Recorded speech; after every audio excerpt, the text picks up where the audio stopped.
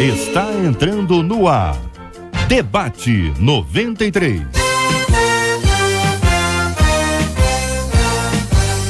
Realização 93 FM. Apresentação J.R. Vargas. Alô, meu irmão! Alô, minha irmã! Já chegou J.R. Vargas!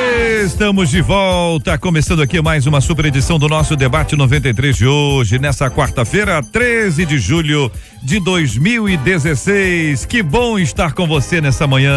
Fale com o Debate 93. 2461-0093. E-mail debate@radio93.com.br. Facebook Rádio 93 FM. Site www.radio93.com.br. Fale com a 93 pelo WhatsApp 96803-8319. 96803-8319. Minha gente, vamos tratar o nosso Debate 93 de hoje. Ficar em segundo lugar te incomoda? Ficar em segundo lugar, não ganhar, ficar em segundo, isso te incomoda de alguma forma? Traz pra você algum tipo de prejuízo? Quero ouvir a sua opinião, hein?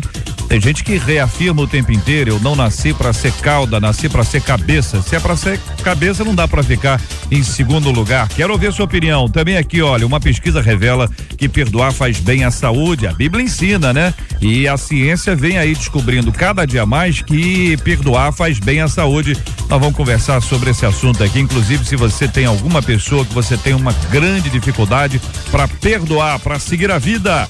E aqui uma de nossas ouvintes dizendo: reafirmo para mim todos os dias, eu e a minha casa serviremos ao Senhor. Mas por que demora tanto, hein? Todo evangélico um dia alcançará a bênção de ter a família convertida, porque muitos evangélicos, até mesmo pastores, não têm todos os seus parentes na igreja. O que fazer para não desanimar? Pergunta uma de nossas queridas ouvintes. Este é o Debate 93 com J.R. Vargas na 93 FM. Muito bem, muito bom dia. Aqui recebendo os nossos queridos debatedores, a nossa menina da mesa de hoje, pastora Marcione Garcia, da comunidade missionária Proclamar em Paciência. Pastora, nossa menina, muito bom dia, seja bem-vinda. Pastora, essa expectativa que o ouvinte nos traz tem como base esse verso que ele reafirma: eu e minha casa serviremos ao Senhor.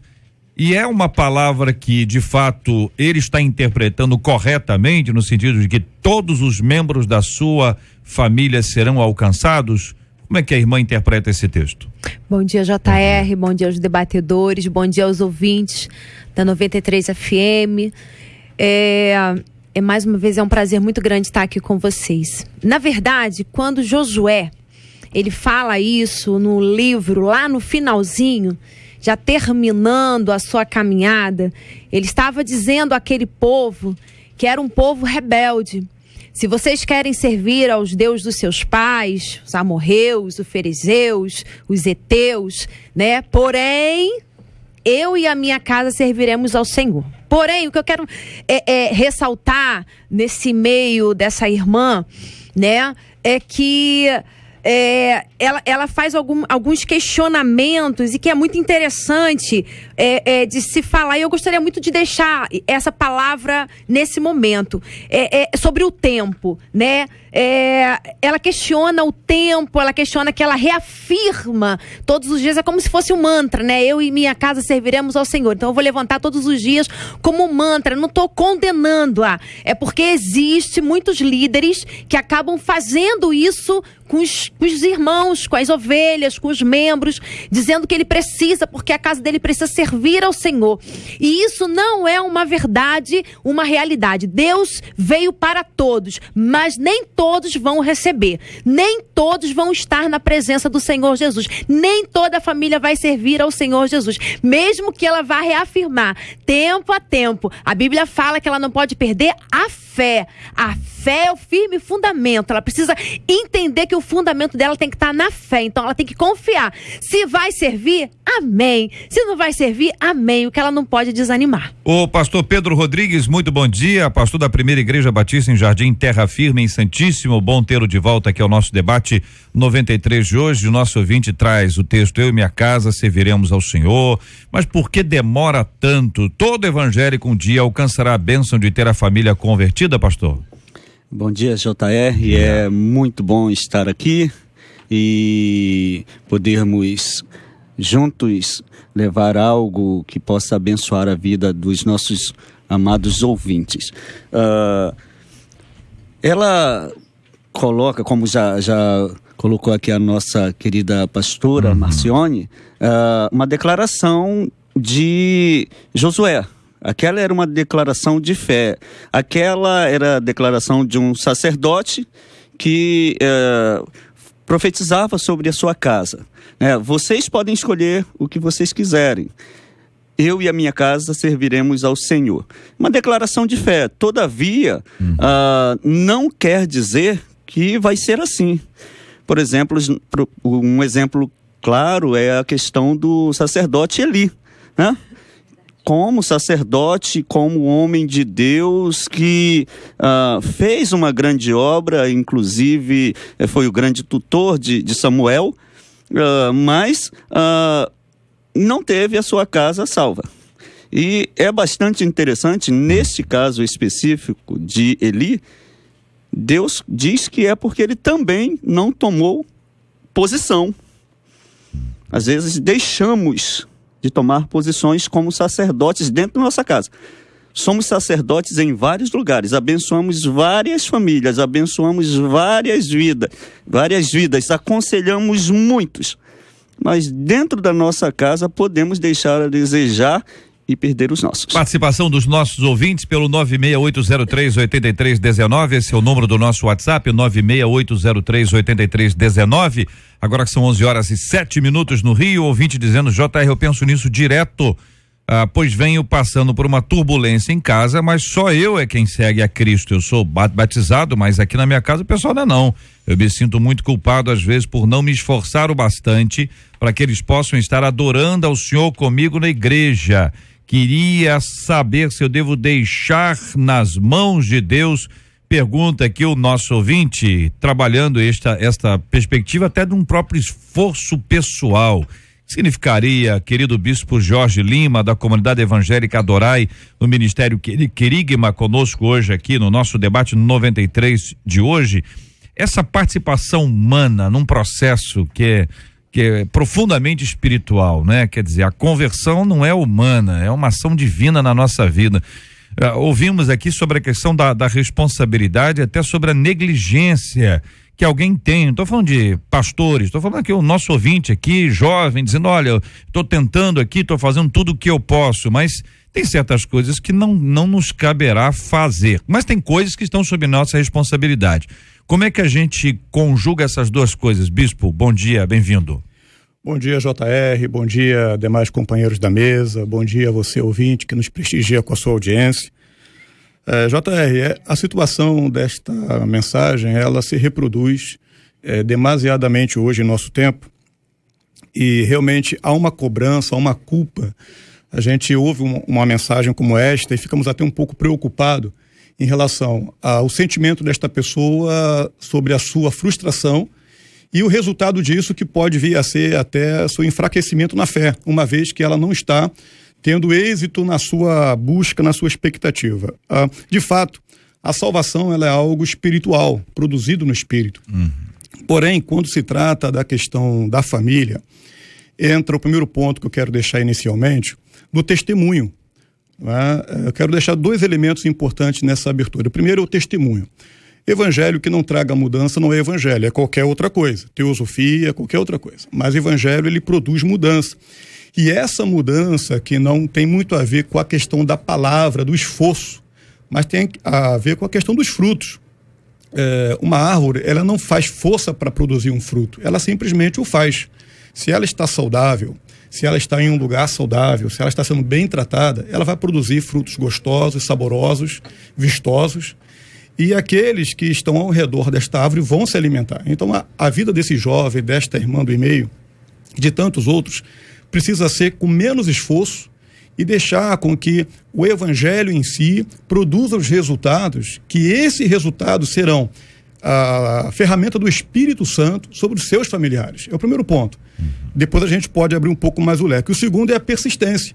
A persistência no quê? Na sua atitude de frutos, na sua atitude de fé. A persistência, ela precisa ter 3 pilares. O primeiro é a fé, ou seja, acreditar que a família será salva. Então isso tem muito mais a ver com a sua postura e atitude do que com esforço, propriamente dito. O amor. E aqui não falo do amor fraterno, amor familiar, mas o amor ágape, o amor de Deus que está derramado em nossos corações. Amar a sua família, porque a sua família é o seu território missionário, é onde realmente inicia o seu trabalho como um cristão. E por último, a sabedoria, não é? A sabedoria que vem do alto, a sabedoria no falar, no se conduzir. Então há um conjunto de situações, JR, que tem muito mais a ver com a instrução da palavra e com a vida do que propriamente com o esforço, que muitas vezes esse esforço provoca uma frustração e faz com que a pessoa ela se enfraqueça no seu caminhar. Obrigado, pastor. Pastor Luiz Nilman, da Igreja Cristã Antioquia em Manguinhos, conosco hoje também no nosso debate 93 de hoje. Pastor, um dos nossos ouvintes cita também aqui o texto que diz: crê no Senhor Jesus Cristo e será salvo tu e a tua casa. Uma experiência extraordinária vivida dentro do livro de Atos dos Apóstolos, e a referência naturalmente está na voz do apóstolo Paulo, mas isso se amplia muito mais, né? E aí a dúvida também é essa, né? Quer dizer, tanto um texto quanto o outro, eles apontam para este tipo de expectativa que pode ser criada e mantida, ou mantida no sentido de perseguida como alvo, como objetivo, não vamos desistir disso, ou mantida no sentido de cobrança, Deus tem que fazer isso. Amém. Queria saudar a todos com a santa e gloriosa paz do Senhor Jesus, aos queridos debatedores aqui, os ouvintes. Eu gostei muito desse assunto em particular, estávamos conversando rapidamente ali fora, e justamente falando sobre as visões pontuais de cada um. Eu achei bastante interessante que a Flor da mesa falou, que eu achei bastante interessante, sobre mantra, né? Tem pessoas que pensam pelo menos, de tanto falar alguma coisa, vão fazer existir aquilo ali. Não que a gente não possa ter pensamentos positivos, mas agora massificar isso a ponto de trazer a existência é uma outra coisa, precisa esbarrar na fé.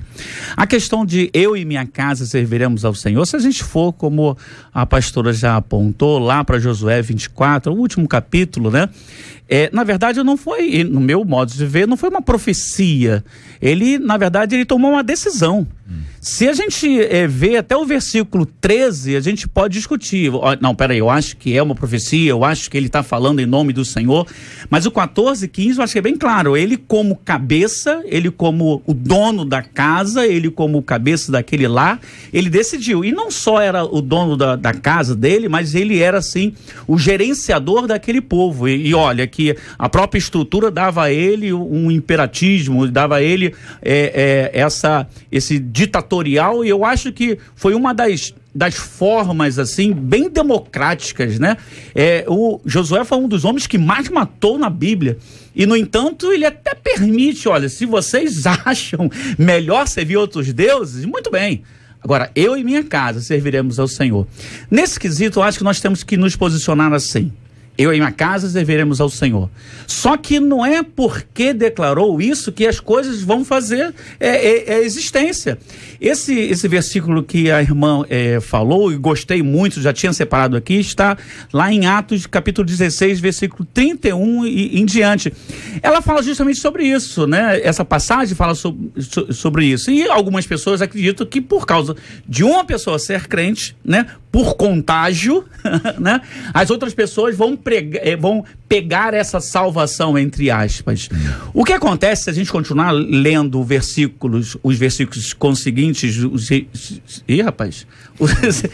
versículos sequentes ali, a gente vai ver que houve sim uma visita de Paulo. Paulo foi sim à casa deles e eles aceitaram Jesus, aceitaram as boas novas, e tanto é que eles foram batizados, e aí sim foram e seguiram nesse caminho. Muito bem, então temos aqui uma distinção da perspectiva de Josué, um modelo de clã, um modelo de um líder, de uma pessoa que poderia tomar as decisões pelos seus familiares, era alguém que tinha uma autoridade neste modelo de relacionamento familiar, que é muito diferente do nosso hoje, já era diferente do de Paulo, e do nosso então nem se fala. Mas ponderando aqui, os nossos ouvintes opinando, um deles dizendo: parabéns à pastora pela colocação e explicação da palavra, porém usar o que a Bíblia diz, né, a respeito de movimentar a fé é perigoso quando se diz usar como mantra.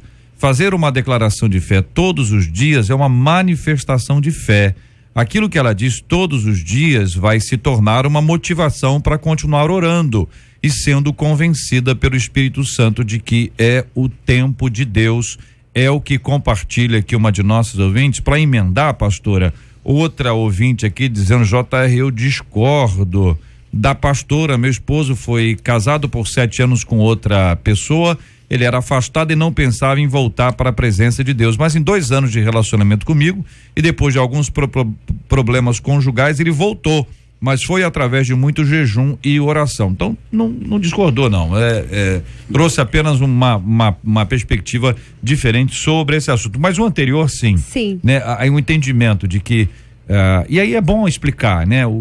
Por que a questão do mantra aí? Então, e o que significa movimentar a fé, o que disse o ouvinte? Quando eu falei do mantra, eu ainda fui bem clara, né? Como a gente não tem o replay aqui do jogo, eu fui bem clara ao dizer que algumas pessoas usam como mantra em reafirmar palavras, achando, como o pastor acabou de dizer, que vai trazer à existência aquilo que não existe. E isso não é uma verdade, isso não é bíblico.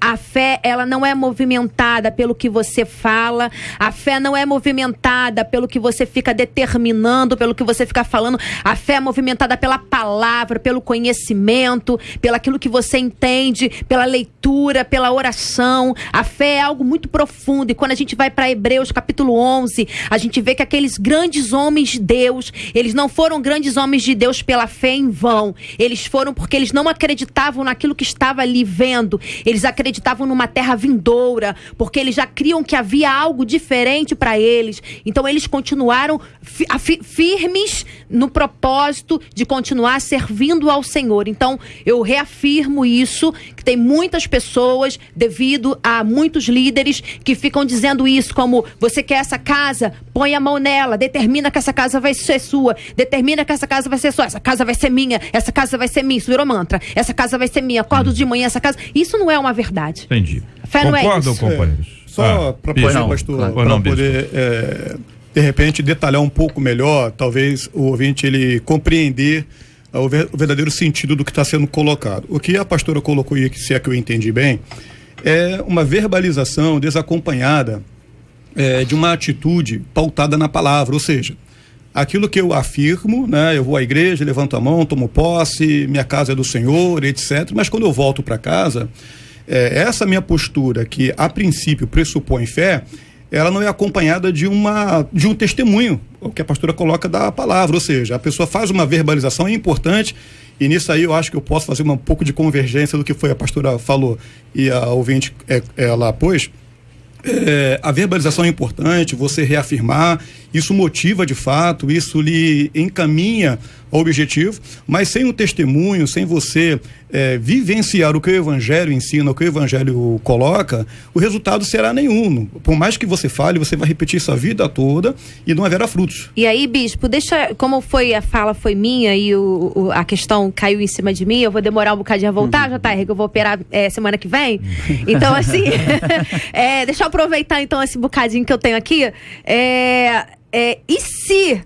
E se a família dessa pessoa que está nos ouvindo hoje ela não vê com os próprios olhos elas na presença do Senhor, ela vai desistir de Deus? Ela vai desanimar de Deus? Então eu só fico com Deus se Deus fizer. E se Ele não fizer? Ele não é Deus? Meu Deus é Deus. Deus é Deus, independente do que aconteça. Se Ele fizer, Ele é Deus. Eu tô passando pela 3ª cirurgia, pela mesma cirurgia que não deu certo, e Ele continua sendo Deus. Ele não vai mudar. E se não der certo de novo, Ele vai continuar sendo Deus. Então é isso que a gente tem que parar e começar a ter fé. A fé, ela não tá naquilo que eu determino, ela não tá naquilo que eu acho, ela tá naquilo que Deus quer. Corroborando com a pastora, o que já foi dito também, apenas para complementar, que eu gosto muito, virou quase que, vamos dizer assim, um modismo, você chegar numa igreja e falar assim, vira para o seu irmão e profetiza sobre a vida dele. Você, a partir de hoje, você vai ser isso, vai ser aquilo. Eu acho que está tendo uma confusão do que é uma profecia. A profecia, não existe possibilidade de dar errado, porque é da parte de Deus. Uma coisa é você querer e desejar isso para o outro. Outra coisa é você dizer que aquilo ali é uma profecia. A profecia não tem possibilidade de errar porque é da parte de Deus. Agora, é melhor deixar claro, queridos, eu desejo a você uma boa cirurgia. Amém. Que Deus possa usar os médicos que lá estão. Não é assim que a gente deseja. Agora, a não ser que, claro, que o Espírito Santo me conduza a revelar de forma profética aquilo ali. Mas eu acho que de uma forma geral... O uso da expressão, pastor, já que o senhor entrou aí, né? Que entrou, vamos entrar, né? Isso. O uso da expressão que o senhor está se referindo, só para ficar mais claro, é a expressão que uma pessoa utiliza: vou profetizar sobre a sua vida. Isso. Então é o seguinte, você vai casar, você vai ter muitos filhos, você vai ser feliz, você vai ser um avô, sabe? Vou profetizar sobre a sua vida que você casa no próximo ano. Vou profetizar sobre a sua vida que você vai ter um emprego do sonho. Esse tipo, o senhor está se referindo a esse tipo de expressão? Exatamente, a esse tipo de expressão. Muito bem, o senhor está dizendo que se isto for da parte de Deus, ok, que ser utilizado. Exatamente. Mas se for um desejo do seu coração para a pessoa que ali está, sim, deve ser dito como: eu desejo sobre a sua vida. Perfeito, é isso? Perfeito, porque pode ser mal interpretado por aquele que recebe, talvez fragilizado, talvez receptivo às coisas boas e entende, não, poxa, Deus falou comigo que vai acontecer isso, e na verdade Deus... O senhor concorda, pastor Pedro? Com essa palavra. Concordo sim. E ainda voltando ao ponto, acho que o ponto-chave, né? Eu acho que a pastora Marcione focou foi que isto pode até se tornar uma doença. Verdade. E trazer sérias consequências. No e-mail a gente nota um começo disso. Por que demora tanto? Porque há um risco de até tentarmos colocar Deus contra a parede. Certo. Não, desânimo, a palavra diz assim, o Senhor tem que cumprir. Eu e a minha casa serviremos ao Senhor. A decisão por Cristo, ela é pessoal. Exatamente, livre-arbítrio. Assim, eu acho que foi muito boa a palavra do pastor Luiz, quando disse o Josué, ele tomou uma decisão pela sua família, mas ele tinha autoridade. Na verdade, até na igreja primitiva, ainda havia isso, porque naquela época a mulher, ela não era contada. Os filhos, mas eles não eram contados. Não era uma tribo mais, não funcionava como clã. Assim, sim. No passado, existia esse ambiente propício para o clã, né? Como se fosse aqui, aqueles ali estão sob exatamente o que acontecia, quer dizer, a pessoa vinha, a esposa vinha de um outro povo, ela traria os deuses do povo dela. A não mistura é para que não se misturasse esse tipo de posicionamento, porque tinha essa perspectiva. Chega no Novo Testamento, você já tem um outro ambiente, que é completamente diferente, mas ainda mais perto daquele do que do nosso. Sim. Na questão do de Atos está mais perto de Josué do que do nosso. Ou seja, naquela época as mulheres ainda não eram tão bem contadas. Jesus começou a mudar isso. Então, hoje, realmente a decisão, ela é pessoal. Naquela época já era pessoal, mas o líder, ele determinava. Então, o que a pastora colocou foi que isso pode causar várias doenças mesmo. Deixa eu ver se eu entendi aqui para juntar mais algumas coisas. Ninguém vai ser salvo na onda do outro. Quer dizer, nenhum filho vai ser salvo porque o pai foi salvo, nenhum pai vai ser salvo porque o filho foi salvo. A salvação é individual. Individual. É um papo entre Deus e a pessoa, e isso é intransferível, isso não tem procurador, não pode terceirizar, é entre Deus e a pessoa. Então a salvação, ela é individual. O membro daquela família recebe a Deus no coração, abraça a fé, é salvo, começa a viver o evangelho. A expectativa dele é que de fato todos os da sua casa sejam, e até aí nós estamos todos aqui dando apoio a isso aí. Isso. O que vocês estão dizendo que deve ser equilibrado é a afirmação de eu e a minha casa serviremos ao Senhor como uma promessa, no sentido de que isso vai se cumprir, ou mesmo de que vai se cumprir e eu vou enxergar. Sim. Isso é uma promessa de Deus, é uma decisão de Josué. Em Atos dos Apóstolos é uma resposta a uma pergunta que foi feita: crê no Senhor Jesus Cristo, será salvo tu e a tua casa. E esse segundo texto é mais apropriado até para discutir esse assunto. Sim. Porque, olha, eu creio no Senhor Jesus Cristo, eu creio. Isso. Então vai ser salvo toda a minha casa? A minha casa vai ser salva porque eu creio? Ou porque eu creio, eu vivo o evangelho, e é o evangelho que vai ser compartilhado e anunciado para as pessoas? E mais, uma mulher de Deus, uma santa, uma mulher é uma anja, mulher falta auréola, deve ter até asa, mas o marido dela não quer nada com Deus. Certo. Aquela mulher é uma liderança espiritual extraordinária, mas o filho dela abandonou a fé e faz tempo. Quer dizer o quê? Que ela não testemunhou? Quer dizer que ela não está vivendo o evangelho dentro de casa? Ela só vive fora de casa? Vamos botar uma interrogaçãozinha sobre a vida dessas irmãs e irmãos, ou também não podemos dizer nada nessa linha? Eu acho que a gente não pode dizer isso, não. Eu acho isso muito perigoso. Eu acho que a gente vai estar julgando a pessoa, vai estar julgando o testemunho da pessoa. Eu estou aqui com meu filho, né, pastor William Peterson, que veio junto comigo nessa caminhada, ia para o evangelismo comigo, ia para a rua comigo, estava comigo em todos os lugares, e hoje ele é pastor, para a glória e honra do Senhor, meu auxiliar, meu segundo na igreja, né, me ajuda muito, né, e ele fala que pelo meu testemunho, ele ama o que ele faz, ele ama o Senhor Jesus.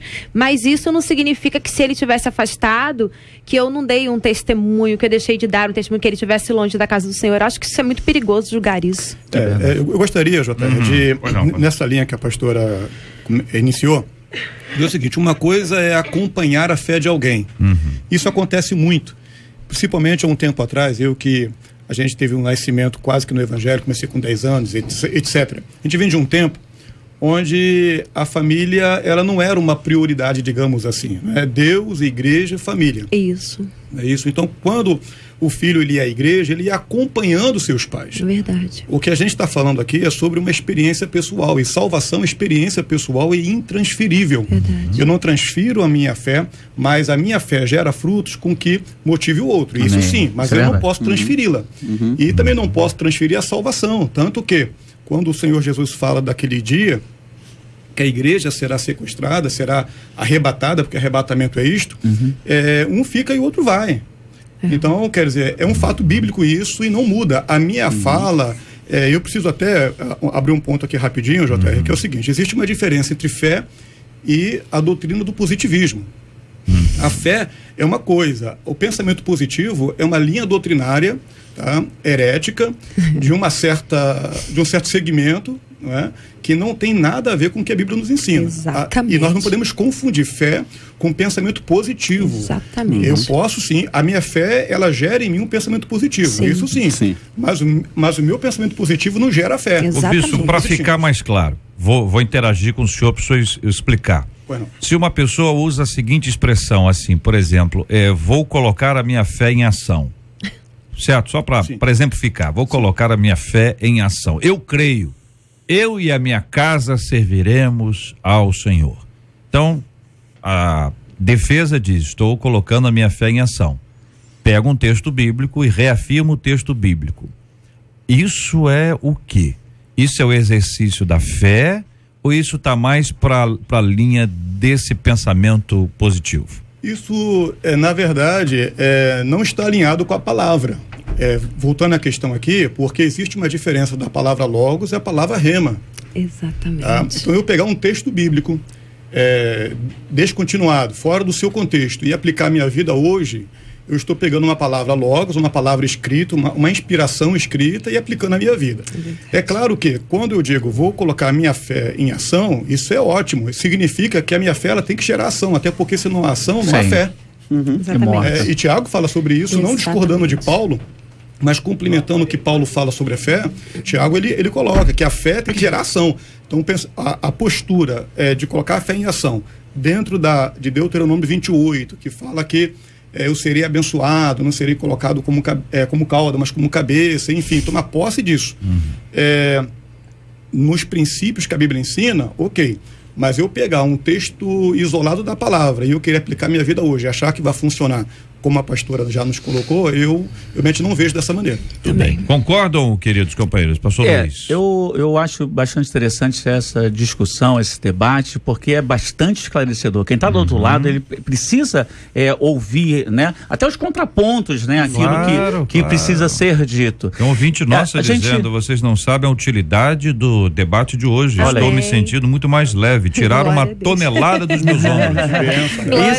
Isso é verdade, isso acontece mesmo. E retirando ainda essas toneladas, esses encargos aí, a Bíblia não fala que nós temos que converter ninguém. Sim. A Bíblia fala que nós temos que pregar.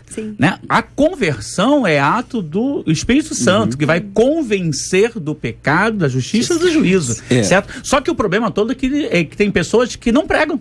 Né? Ou seja, não, como o bispo falou, ou seja, não tornam a fé aquilo que ela pensou, aquilo que ela já concebeu em ação, né? Eu acho bastante interessante quando ela fala aqui, mas por que demora tanto? Ou seja, qual o parâmetro de tempo que ela está se utilizando, o dela ou de Deus, né? Isso aqui é bastante interessante. A gente pensa assim, o futuro ainda está intocado. Né? O passado já passou, não tem como mudar. E a gente tem que entender que o que a gente tem que fazer é no presente mesmo, ou seja, tornar a ação para modificar o futuro. Então, se a gente tomar isso como uma atitude, ou seja, eu vou fazer agora com a minha postura, com a minha atitude, já falaram, né? Pregue o evangelho, se precisar fale, né? Eu acho que a leitura maior, quando a gente fala, as pessoas ouvem.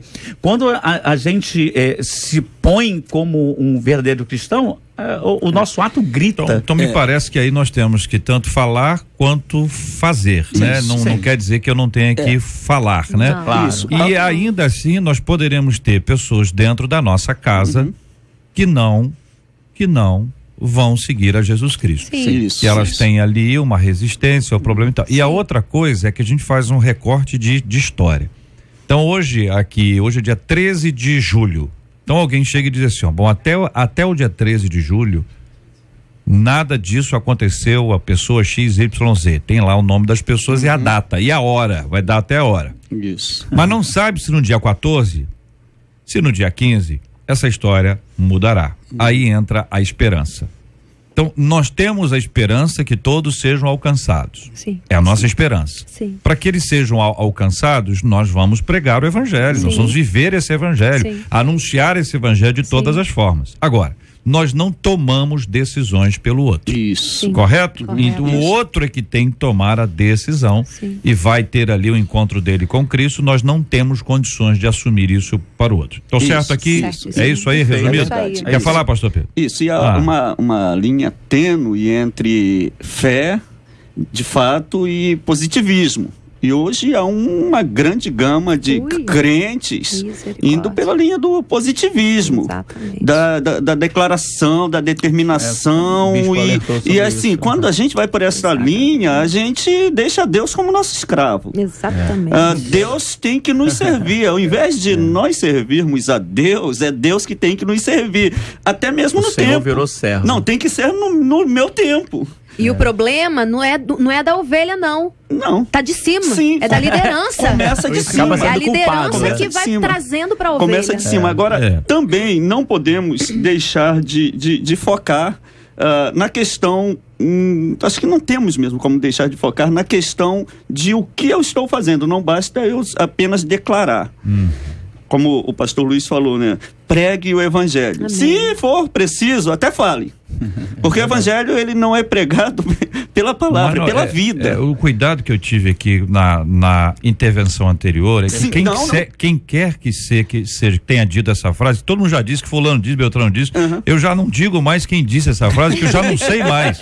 Muita gente diz, fulano disse isso, fulano disse isso. Depois o outro falou, fulano disse, eu também falou a mesma frase. Períodos diferentes da história, mas enfim, é que muita gente se esconde atrás dessa frase para não falar.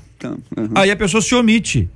Então a Bíblia diz que nós devemos confessar. Isso. Aquele que me confessar diante dos homens, eu confessarei diante de Deus. Então a gente tem que ter o cuidado. É só um detalhe, que tem muita gente que se esconde atrás dessa. Pois é o que eu digo. Tem gente que fala demais e faz de menos. É verdade. Mas isso não quer dizer que eu não tenha que falar. Né? Sim.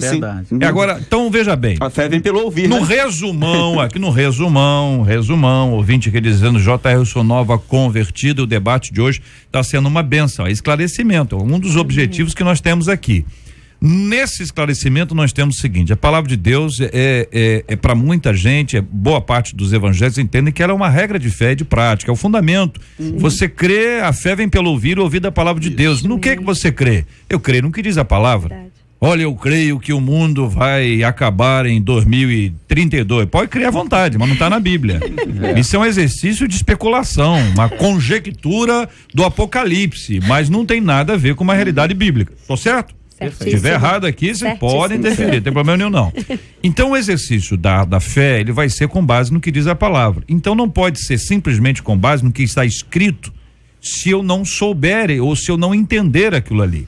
Vou dar um exemplo fora dos dois para não voltarmos ao ponto. Olha, minha gente, eu quero profetizar, tudo posso naquele que me fortalece.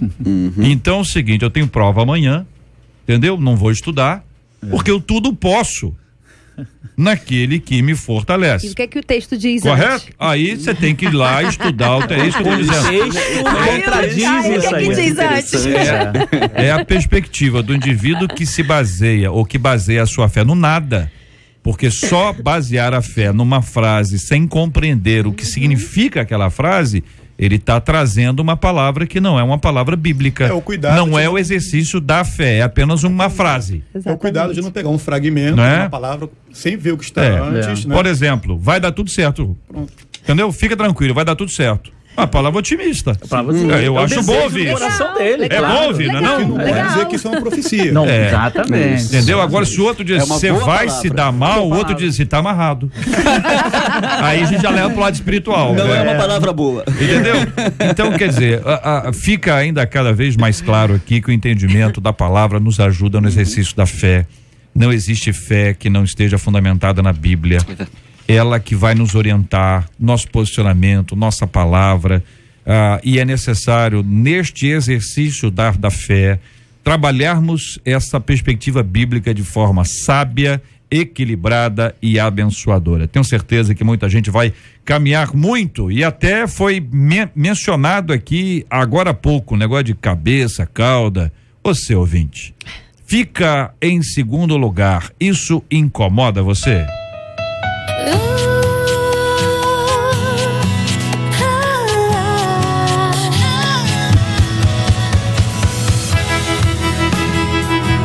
Conquistou meu coração.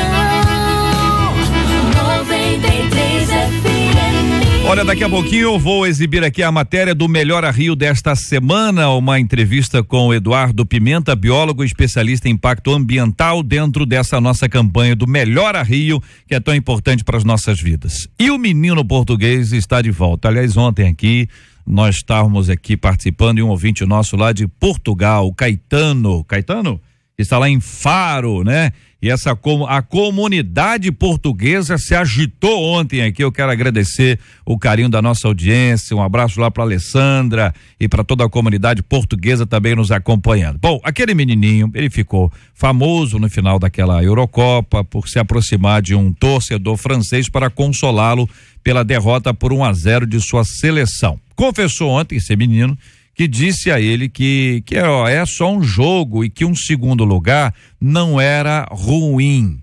É um jogo, embora eu entenda como você se sente. Disse Matiz, é o nome dele? Matiz? de 10 anos, Matiz, de 10 anos. Bom, há quem diga, nasci para ser cabeça e não cauda, né? Usa esse texto bíblico. Como você encara as derrotas? Você é alguém que sabe perder? A Bíblia fala em Mateus 20:16 que os últimos serão os primeiros. É possível conviver bem com as perdas e até apreciá-las? O uso do texto bíblico está adequado aqui, meus queridos debatedores, e querendo ouvir também os nossos maravilhosos ouvintes sobre esse assunto.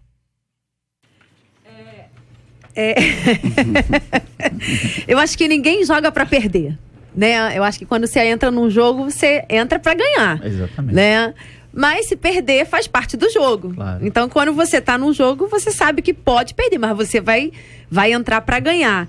Então, assim, eu acho muito complicado falar sobre essa situação de cabeça, de cauda, porque isso é muito delicado, porque daqui a pouco a gente vai ver tanta cabeça por aí, né, andando por aí, e aí a gente não vai saber, né, porque é cabeça demais, né, então é cabeça demais, então acho que é bem complicado a gente falar sobre isso. E encarar a derrota, pra mim, assim, JR, eu digo pra você, que tem sido de um crescimento muito grande, porque nós pastores, líderes, a gente tem muitas derrotas na nossa caminhada, e as derrotas muitas vezes servem pro nosso crescimento, se a gente aproveitá-las de uma maneira positiva. Aí vamos entrar no positivismo.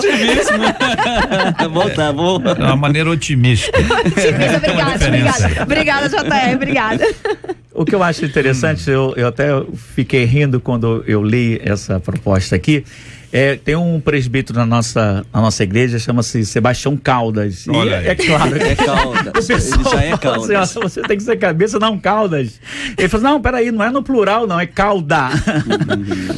Eu penso assim, tem algumas pessoas que falam que em segundo lugar é o primeiro derrotado, né? Eu penso diferente. Gostar de ser derrotado, pelo menos não me satisfaz. Eu não gosto de ser derrotado, né? É claro que não é gostoso. Agora, é possível viver bem com isso, é possível aproveitar esse período de derrota para rever conceitos, para ver porquê, voltar atrás em algumas posições equivocadas, né? Eu acho que é um período de crescimento, sim, e Deus permite que isso aconteça para que a gente possa reavaliar muitas coisas. Quantas pessoas na Bíblia mesmo, né, tiveram posicionamentos errados, né, deram com os burros na água e de repente tiveram que voltar, reestruturar e ficar muito melhores, né? Vamos dizer assim. Ou seja, aquela frase, o esporte ganhar é bom, competir é mais importante, né? Dizem que quem fez foi uma pessoa que não ganhou. Não ganhou. É quem fez essa frase. Olha, não vou dizer o time dele. Diz que a pessoa... É o que as pessoas dizem, pastor. Dizem exatamente isso. Diz que é o seguinte, isso é para amenizar a derrota, entendeu? Né? Então diz, não, o importante é competir. Só que a gente sabe que o perdedor de ontem pode ser o vitorioso de amanhã. Claro. E talvez essa expressão esteja dizendo, olha, essa caminhada é fantástica, né? A luta é fantástica. Então poderia ficar, competir é bom, mas ganhar é mais importante. É melhor ainda, né? Eu como um bom vascaíno, estamos lá em primeiro lugar, mesmo estando na segunda divisão, time, vocês entenderam que eu sei lidar com vitórias e derrotas, né? Pensamento positivo. Pensamento positivo. Não. Qual é a outra frase? Otimismo. Mas é interessante, o rei Davi, os momentos áureos do rei Davi se deram nos momentos de derrotas, nos momentos de desertos. Davi, quando ele estava no palácio, ele cometia os maiores dos desatinos. Quando ele estava no deserto, ele se aproximava muito de Deus e ele conseguia crescer. Lidar com a derrota nos faz crescer. Saber lidar, aprender a lidar com elas. E, como a pastora falou, nós, pastores, líderes, lidamos com isso todos os dias. É verdade. Se esperarmos, assim, só vitória, estamos fritos. O desejo de vencer, pastor, está alinhado com Gênesis, capítulo 1, versículo 26, no próprio projeto, né? Nós fomos fabricados para vencer. Sim. O Senhor diz assim, também disse Deus, façamos o homem a nossa imagem conforme a nossa semelhança, e aqui diz, tenha ele domínio. Então o Senhor já nos dá, na nossa Gênesis, na nossa criação, o pressuposto da vitória. Mas ninguém realmente fica satisfeito plenamente quando fica em segundo, terceiro ou outro lugar. Não. Por que isso acontece? É uma aprendizagem. Todos nós entraremos inevitavelmente no deserto, todos nós teremos deserto. Deserto é lugar de perda, lugar de sofrimento, solidão e etc. Mas podemos sair de duas maneiras. Podemos sair dali tristes, rancorosos porque alguém não nos ajudou, não logramos êxito porque alguém não nos estendeu a mão, enfim, podemos sair dali magoados. Verdade. Mas podemos sair dali mais fortes, melhor compreendendo a nossa história, como o pastor colocou, o aprendizado. Então a questão não é a frustração da caminhada, isso todos nós sabemos passar.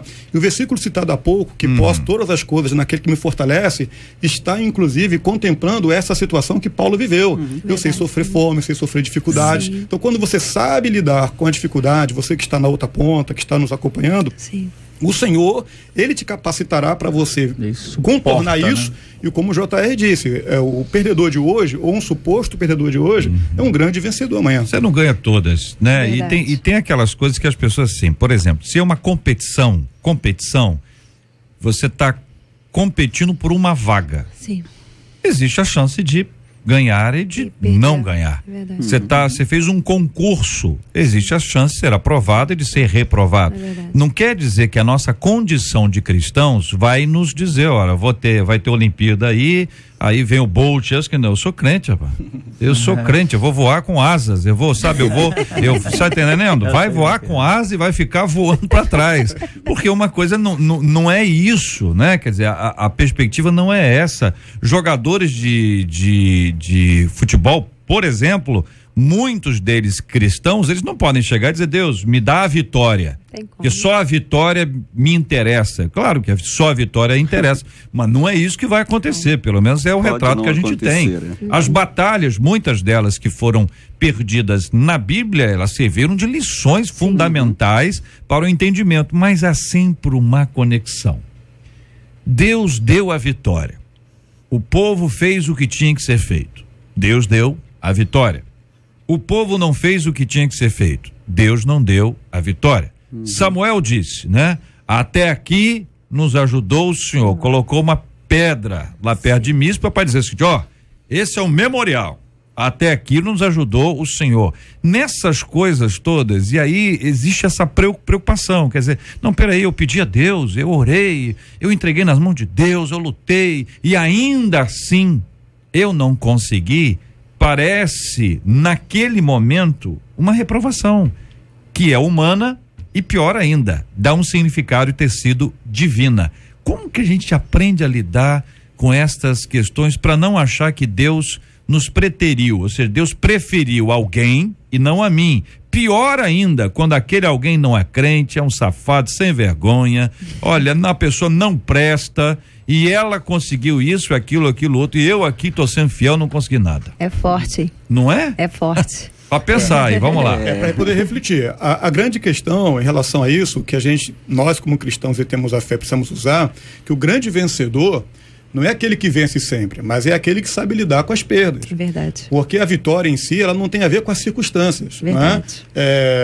A Bíblia fala que somos mais do que vencedores, não apenas vencedores. O vencedor é aquele que disputa para vencer. O vencedor é aquele que concorre, o vencedor é aquele que pleiteia. O mais que vencedor é aquele que antes de lutar ele já está vencendo. Amém. Porque somos vencedores em Cristo. Amém. E o Senhor não fala que nós seremos vencedores em circunstâncias, todas elas. Não, nós pastores, como o pastor aqui colocou muito bem, lidamos com dificuldades, almejamos comprar um imóvel para a igreja, almejamos uma certa expansão, aquilo não acontece, e sobretudo atribuímos a soberania de Deus. Quando nós sabemos entender que Deus é soberano para designar o que vai acontecer, nós começamos a lidar, isso não deu certo, mas Deus sabe, eu vou confiar nele, vou esperar nele, porque essa aparente perda hoje, amanhã, pode ser algo importante para mim. Teve um desportista brasileiro, acho que 2 ou 3 anos atrás, que ele estava correndo uma maratona e foi impedido de continuar por um visitante, alguém que estava olhando. Vanderlei Cordeiro. Exatamente. Cordeiro. E ele foi impedido e tudo mais, e ele poderia desistir ali, pelo contrário, ele voltou e continuou correndo.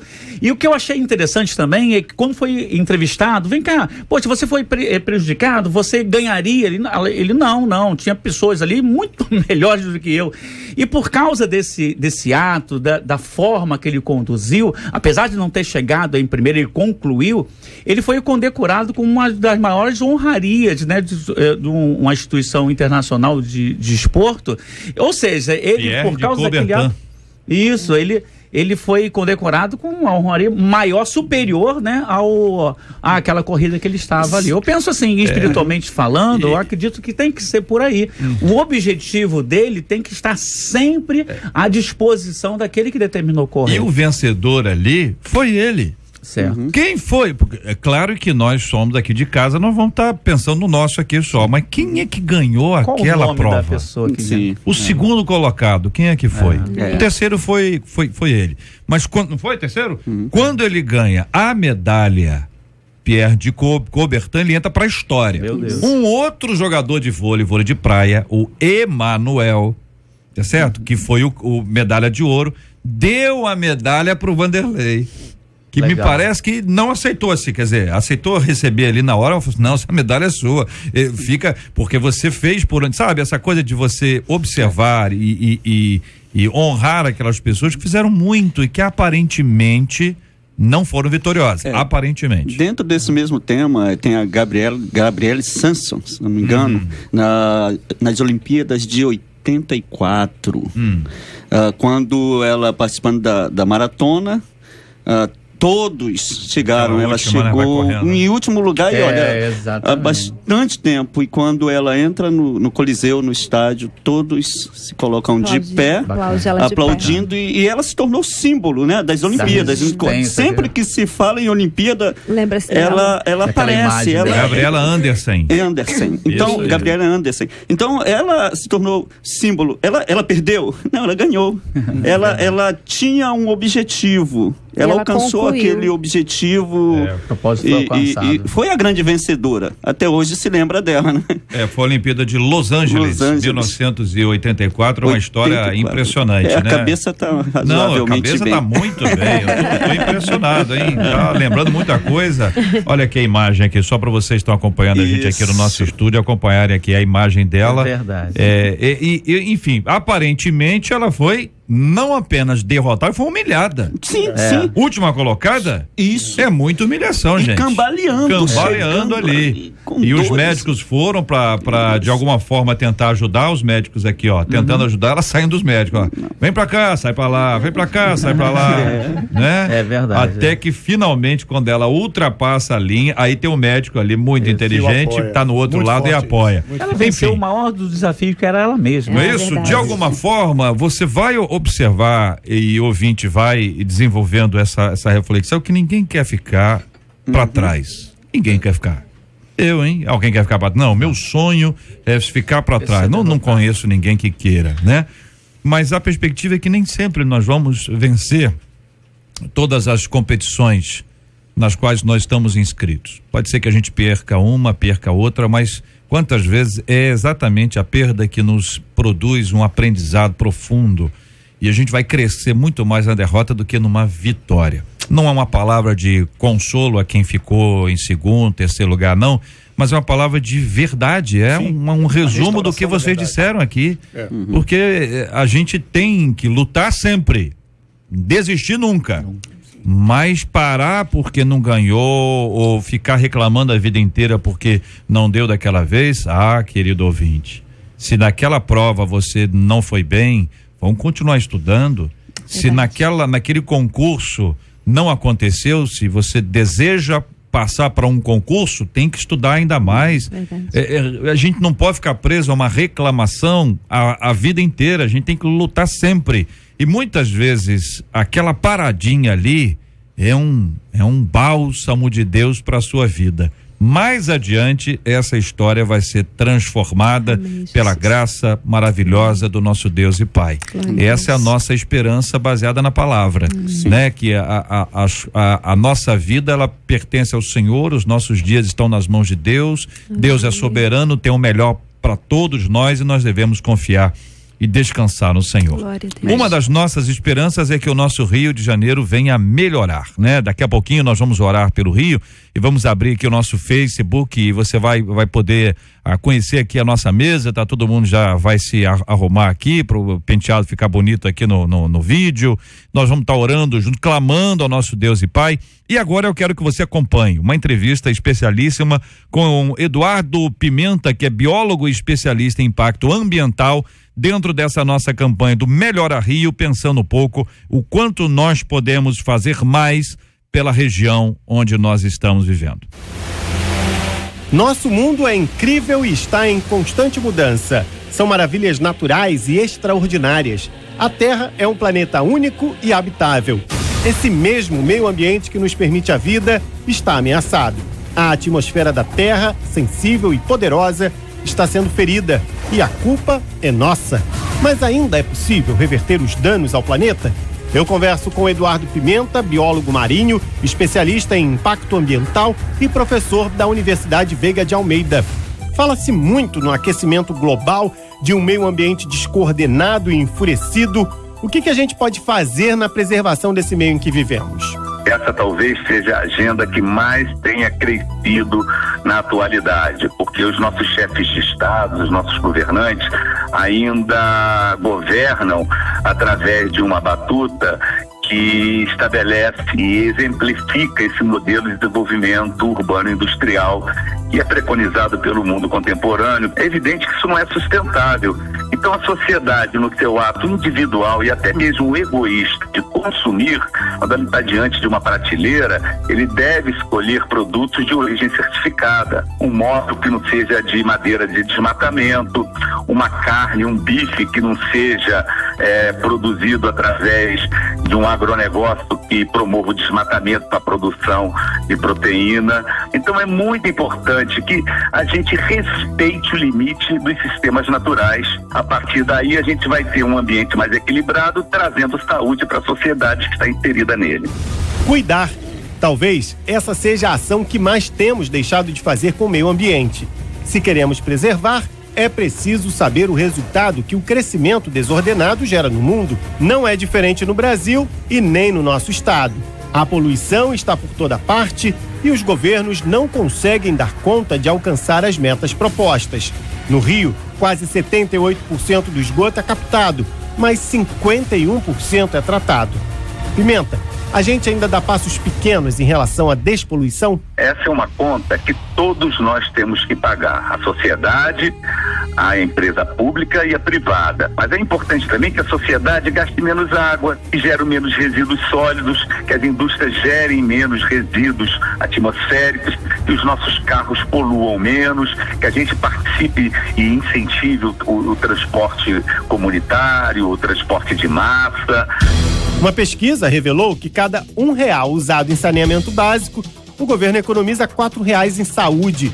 A conta é essa mesma? Existe um preconceito de que obras de saneamento que ficam embaixo da terra não trazem voto, não são visíveis, mas é justamente o contrário, porque a percepção de que o meio ambiente equilibrado, saudável, traz saúde para a sociedade que está inserido nele, é uma pura verdade. Porque se nós também considerarmos que o ambiente que a gente vive, né, principalmente as questões relacionadas ao saneamento atmosférico, hídrico e de recursos sólidos, de resíduos sólidos, né, que possam trazer contaminação, desequilíbrio, doenças para o meio ambiente, também acaba afetando a sociedade, que fica inserida num contexto, num ambiente contaminado, desequilibrado, e isso traz disseminações de doenças, endemias que acabam sobrecarregando o sistema de saúde, demandando recursos muito significativos que podem ser desviados para outras áreas a partir do momento que a gente tem um meio ambiente equilibrado e saudável. falamos em despoluir e falamos também em sustentabilidade, mas estamos levando isso a sério? A sociedade, a população em si só tem se articulado nesse sentido, né? Essa definição foi renominada de economia verde, que é muito importante a busca do desenvolvimento sustentável para a melhoria da qualidade de vida da humanidade no planeta, mas é importante que se atenda à busca da sustentabilidade considerando a justiça social, a eficiência econômica e o equilíbrio ambiental. Eduardo Pimenta, eu quero agradecer pela sua participação esclarecedora nessa série de entrevistas especiais do projeto Melhora Rio da 93 FM. Eu quero parabenizar pela iniciativa. Eu acho que são ações como essa que vão estimular e que vão promover que pessoas que já praticam isso que vocês estão praticando agora, que se linkem, porque tem muita coisa boa sendo feita, mas essas coisas não estão relacionadas por diversos motivos. Eu me sinto muito orgulhoso de poder contribuir com isso tudo. JR, na semana que vem, o nosso assunto é segurança pública. Maravilha, Juliano, muito obrigado aqui pela participação, muito obrigado ao entrevistado Eduardo Pimenta, biólogo especialista em impacto ambiental. É tema do nosso dia a dia aqui, o Melhora Rio. Nós temos orado por esse assunto, pedido a bênção de Deus, pensado, discutido e apresentado propostas. Hoje, por exemplo, a proposta de hoje, o desafio de hoje é desafio indireto isso aqui. Que tal não avançar o sinal de trânsito? Vocês acham que é o quê? Que é um desafio ou uma indireta? Direta. É, direta, né? Olha, o desafio de hoje é esse. Ontem foi separar o lixo para reciclagem, agora de hoje eu acho que isso aqui é para alguém. Que tal não avançar o sinal de trânsito? Então o desafio Melhora Rio vai melhorar muito. Sim, porque tem gente que fecha o cruzamento. Tem isso aqui também? Fecha o cruzamento. Devia ter um desse aqui também, se não tiver. Porque o que tem de gente que não tem a menor consideração por quem está na outra pista não é brincadeira. Olha, um dos temas de hoje nós não conseguimos discutir aqui. Pesquisa revela perdoar faz bem à saúde. Nós vamos trazer essa pesquisa amanhã. Você vai participar aqui conosco, nós vamos discutir esse assunto aqui juntos, com a graça de Deus. Vamos orar pelos temas do nosso programa de hoje. Pastor Pedro Rodrigues, obrigado, hein, meu irmão? Forte abraço ao senhor. Obrigado, JR. É muito bom poder estar aqui, principalmente com esse grupo tão seleto, abençoado. Eu posso fazer um convite? Ué, se eu disser não, o que vai ficar? Vai ficar feio pra mim, não vai ficar? Feio, vai ficar feio pra mim. É claro que pode, pastor, pelo amor de Deus, hoje, só tá em casa. Hoje nós estamos convidando todo o povo ali da Zona Oeste, nossa querida Zona Oeste. Será a abertura da Assembleia da Associação de Igrejas Batistas do Oeste Carioca, em nome do nosso presidente, pastor Paulo Célio de Oliveira. Nós convidamos todo o povo, não só os batistas, mas todos, que ali acontecerá uma grande festa, será na Igreja Batista Primeira de Jardim Palmares. Então, todos estão convidados. Muito obrigado. Mandar um abraço para minhas meninas, Elisete e Giovana, minhas duas mulheres, mãe, esposa e filha. Maravilha, muito obrigado, meu querido. Pastora Marcione, muito obrigado. Deus abençoe sempre. Agradeço, JR, muito obrigada pelo carinho, pelo respeito. Queria deixar um abraço para minha igreja, a comunidade missionária Proclamai, e para o Ricardo Teixeira, porque senão ele vai me pegar. É um grande ouvinte nosso, figura maravilhosa. Obrigado, Ricardo. Ele já disse, ele falou, não esquecem, pastora. Ok, vamos mandar um abraço. Anda todo no estilo, arruma uns blazer não sei aonde. Ele é ótimo. Aparece de terno. O menino é brincadeira, não. Ele é uma bênção, ele é uma bênção. Marcione disse agora há pouco aqui que vai operar vou. E nós todos vamos interceder aqui. O nosso povo de Deus vai ser, já tem a data? Já tem um dia? Que dia que vai ser? 21. Então o povo de Deus vai estar intercedendo, nós vamos estar orando aqui nesse dia, vamos anotar aqui para no dia 21 ser parte aqui da nossa oração especificamente também. Obrigada. Estamos todos aí juntos clamando ao Senhor por mais essa etapa que será com a graça de Deus vencida. Obrigada. Dentro daquela palavra que a Bíblia nos traz, a esperança que nós temos e a fé que nós temos no Senhor. Deus está cuidando de tudo, né? Amém. Uma vez uma pessoa me falou, olha, a gente não pode entrar no centro cirúrgico para acompanhar as pessoas que a gente ama, mas alguém que ama mais do que a gente pode. Amém, glória a Deus. Não é? Aleluia. Alguém que pode acompanhar a gente pode. Aleluia. Bispo Jorge Lima, obrigado, querido. Deus abençoe muito o senhor. JR Vargas, eu que agradeço, fico muito feliz por poder participar pela primeira vez, me sinto honrado. Quero deixar aqui, JR, rapidinho um abraço para minha família, minha esposa, a pastora Ana, meus filhos Austin, David, Gabriel, para todos os membros da comunidade evangélica Adorai, ali no Vilar Carioca, Campo Grande. Aproveito aqui para dizer que amanhã estaremos lá às 19 horas no culto da campanha Restauração Total. Você que é do Vilar Carioca, Campo Grande, esteja conosco. Manda um abraço aqui para a equipe QTF, meu amigo Tião, que está assistindo agora, Tião Nascimento, ao pastor Flávio Cajueiro e o Robinho, também deixo o meu abraço. E por último, a todas as igrejas filiadas à Convenção dos Ministros Evangélicos Mundial, a COMEM, a quem eu deixo aqui um carinho, um beijo no coração de todos. Obrigado. Maravilha, obrigado, querido. Muito obrigado também, pastor Luiz Neumann, que hoje está aniversariando, minha gente. Hoje o pastor Neumann está fazendo aniversário. A pastora Cláudia, doutora Cláudia está mandando aqui um abraço, que é a esposa do pastor. Dá um beijo nele, porque hoje ele está aniversariando. Que bom. Entendeu? Tá todo alegre, o povo da igreja, a manifestação. anos, já recebi aqui no nosso WhatsApp aqui mensagens. Que Deus abençoe muito o senhor. E obrigado, pastor, porque no dia do aniversário o senhor atendeu a um convite e está conosco aqui. Quer dizer, nós é que somos abençoados aqui. Obrigado, pastor. Deus abençoe. Parabéns. Amém. Eu que agradeço. Obrigado pelo carinho de sempre, de poder também estar participando aqui. Tenho certeza contribuindo um pouco, mas muito mais absorvendo esse conhecimento aqui. Queria também mandar um abraço, né? Um beijo à minha esposa, Cláudia Neumann, né? Que certamente está nos ouvindo agora também, meu filhão, Mateus, ao pastor presidente, pastor Edson Bittencourt Cordeiro, meu amigo, meu pai, né? Eu queria mandar um abração especial para minha mãe, que certamente está lá, colada no rádio, também pro pastor Jorge, que passou recentemente por uma cirurgia também no coração e tá lá colado com a gente também. Bênção pura. Amém. Muito obrigado a vocês, queridos companheiros aqui. Eu vou pedir que o pastor Pedro ore conosco nessa hora. Nós vamos orar pelos temas que nós discutimos hoje. Falamos tanto sobre reafirmar a fé, falamos tanto sobre frases de impacto, chavões do nosso meio, que muitas vezes não tem fundamentação bíblica e acabam sendo utilizados de maneira equivocada e produzindo decepção, frustração para aqueles que não têm a sua fé colocada na palavra do nosso Deus e Pai. Falamos sobre a dificuldade que existe em perder, e quantas vezes numa competição você é segundo, terceiro, quarto, quinto e fica indignado com aquilo, até entendendo que como cristão você deveria estar no pódio, no primeiro lugar e não lá no final. Muitas lutas que nós passamos servem de ensinamento e instrução. Grandes vitoriosos hoje foram considerados perdedores ontem. E só para ficar em um único exemplo, se nós voltarmos há alguns anos e chegarmos a Jerusalém e olharmos para o alto do Monte Gólgota, nós vamos observar 3 cruzes.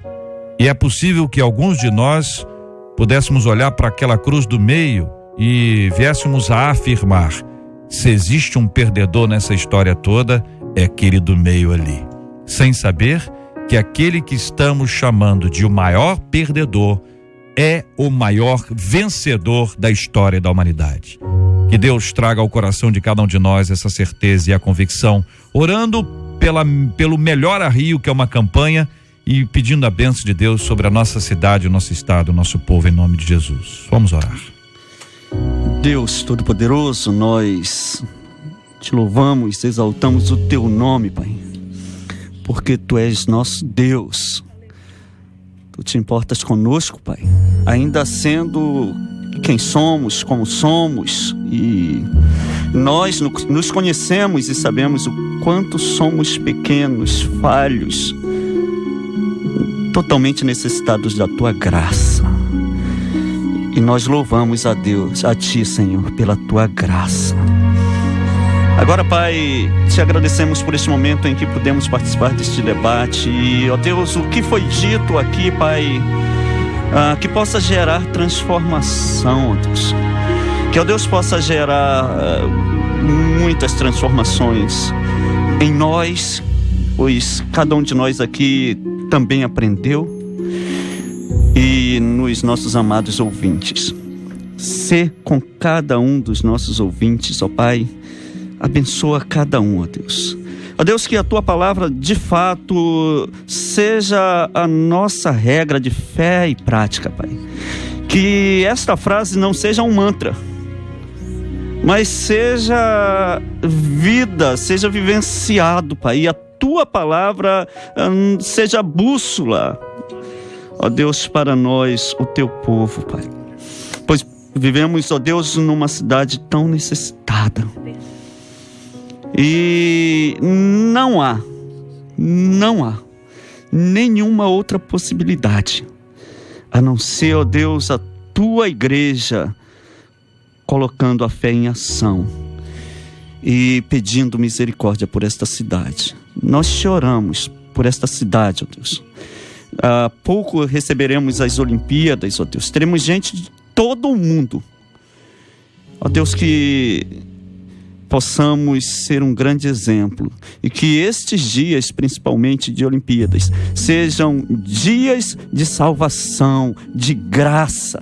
Ó Deus, toma conta, não deixa que nada de mal aconteça, ó Deus, neste lugar, Pai.